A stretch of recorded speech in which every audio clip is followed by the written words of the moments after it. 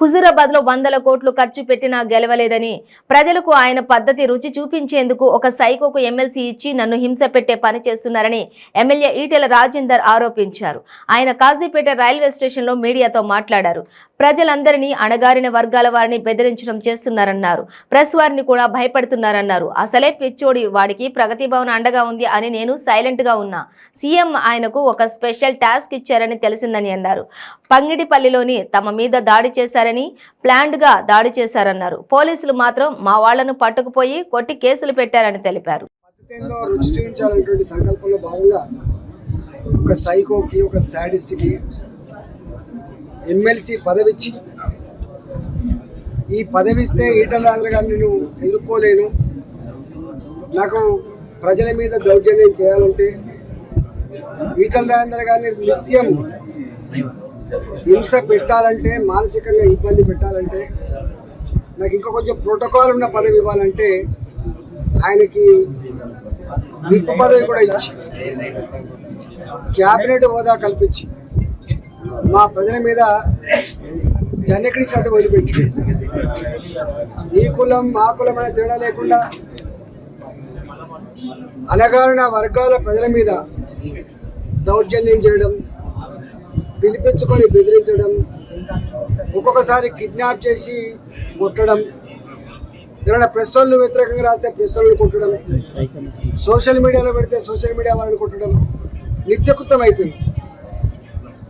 మేము గత 1.5 yearగా అధికారిక కార్యకలాపాలు కూడా మేము దూరంగా ఉండిపోయాం.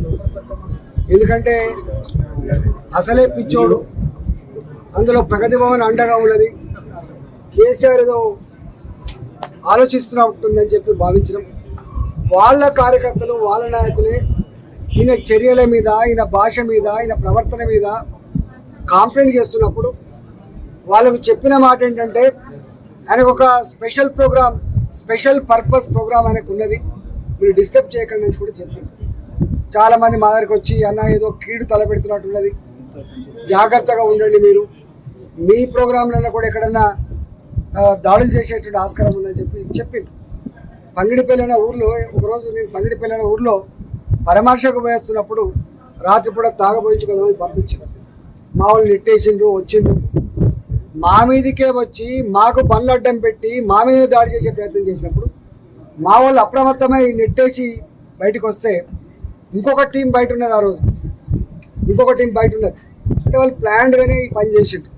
కానీ రాత్రిపూట టాస్క్ ఫోర్స్ పోలీసులు మా వాళ్ళనే పట్టుకపోయి, మా వాళ్ళనే కొట్టి, మా వాళ్ళనే పరకాల జైల్లో పెట్టిన సందర్భం చూసాం. అంతేకాదు, మొన్న ఒక అబ్బాయి, ఆయన జిఎస్ఆర్ టీవీలో పనిచేసేట అబ్బాయి, కెమెరామెన్, ఆయన కిడ్నాప్ చేసిండు. ఆయన కొడుతున్న క్రమంలో నువ్వు ఏ కులం అని చెప్పి అడిగినట్టున్నది. ఆయన నేను ముదిరాజు అని చెప్పినట్టున్నది.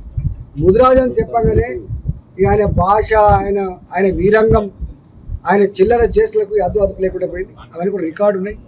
అప్పుడు ఆయన చెప్పిండంట, వాడు ఏమనుకుంటుంటారా, 20 కోట్ల రూపాయలు ఖర్చు పెట్టినాం, ఆయన అంతమందించబోతున్నాం, ఆయన చంపబోతున్నాం, నువ్వెంత, నీ లెక్కెంత, నీ బతికెంత అని చెప్పి, అంటే ఇళ్లల్లో ఉండేటువంటి మహిళలను కూడా వదిలిపెట్టకుండా వాళ్ళు తెచ్చినట్టుగా ఆల్రెడీ ఆయన రికార్డ్ చేయడం జరిగింది.